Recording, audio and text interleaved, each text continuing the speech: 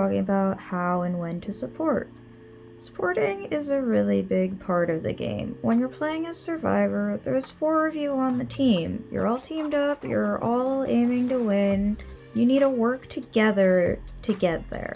It's important to help each other out when you can to get your wins. So first up, I'm going to be talking about when to support. Not too much about that, but you may think, oh, supporting, helping your teammate out, you should be doing that every chance you get all the time. Not exactly. The best way to really support ultimately is decoding, because the faster the ciphers get done, the more chance you have to win or tie. So if you have to go out of your way to support your teammate, you need to reconsider. If you're nearby and it's not too risky, yeah, go ahead and support your teammate.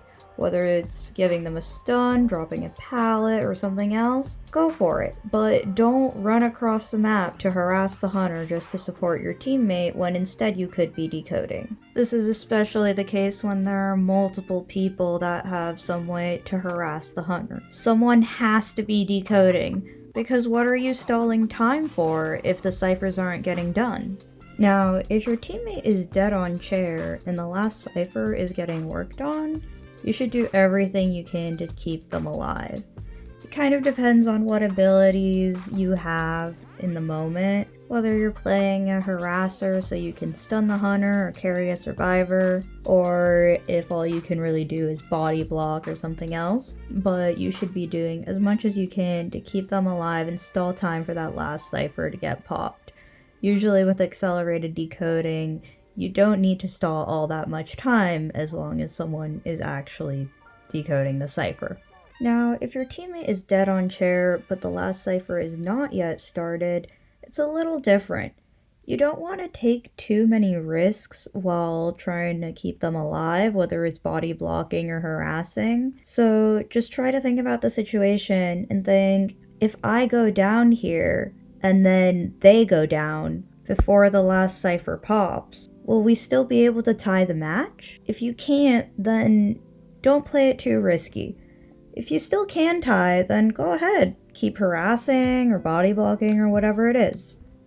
Now on to how to support your team. Honestly, the easiest way to support your team is to ping. Communication is the biggest thing that can change games. When you're going against someone like a Wu Chang or a Bloody Queen or the Undead, someone that can switch targets and be on someone really quickly in just an instant, pinging that the hunter switch targets is very important so that people can get away from their ciphers, start transitioning, put themselves in a better area, and prepare for the kite. But hunter switching targets isn't the only thing that you can ping about. It's important to ping where you're decoding so that the kiter knows to stay away. It's important to ping that the hunter is near you so that someone who doesn't want the chase, like a decoder, doesn't run into the hunter. Tell your teammates where basement is or where the dungeon is for an endgame kite and maybe dungeon clutch. All kinds of things can really help out your team.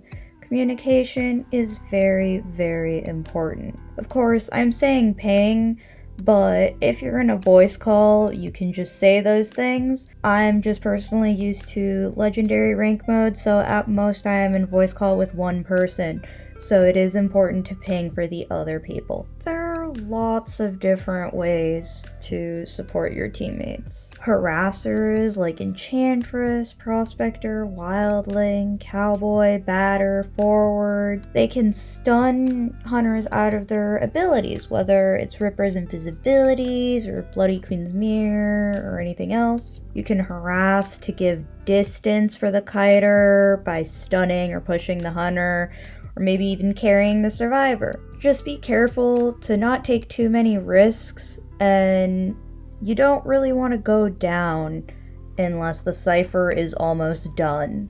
Seer and Priestess are the 2 best support characters in the game. Seer really relies on that communication aspect that I talked about earlier. It's important to communicate when you need an owl, whether it's on a kite or on a difficult rescue, to either make sure you don't get double hit or to even make the rescue at all. Meanwhile, Priestess is another very amazing support character because of her super portal. Setting that up at a good place and trying to make interesting plays with that, whether it's after a rescue or to get someone to gate or help them transition. Priestess can set up both the super portal and the regular portals around either near the chair or in the middle of a kite, or to transition, anything like that. Plenty of other survivors also have abilities that can help them support.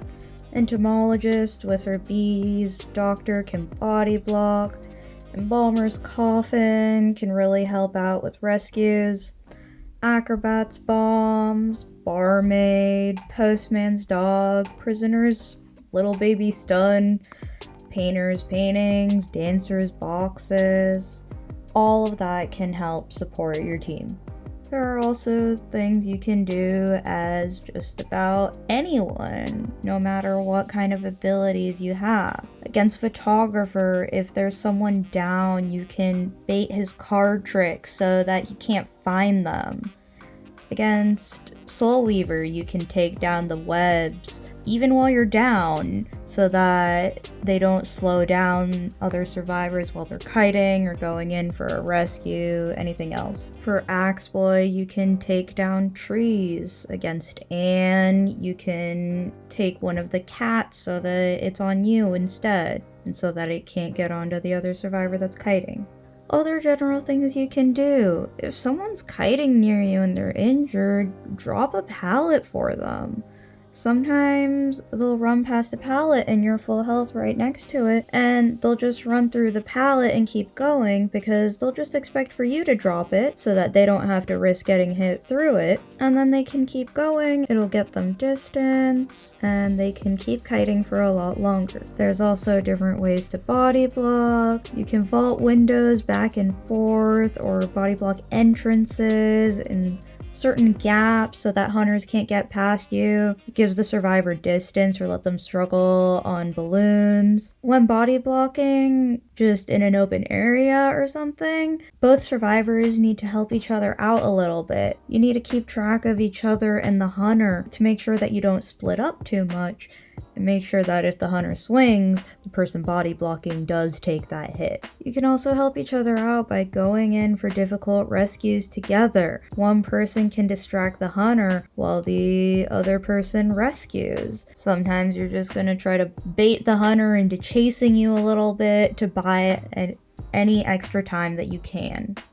There are a lot of different ways to help each other out and support your team. Just remember to communicate with them, because that's the easiest way to figure out what you can do, when you can do it, how you can do it. Just be creative. There's lots of different things to do. It's really fun to play with your team when you get to all help each other out. Hopefully this guide helped you a little bit. If you enjoyed it, please let me know. If there's anything else you'd like to see from me, let me know in the comments below. Thank you for watching. Bye bye!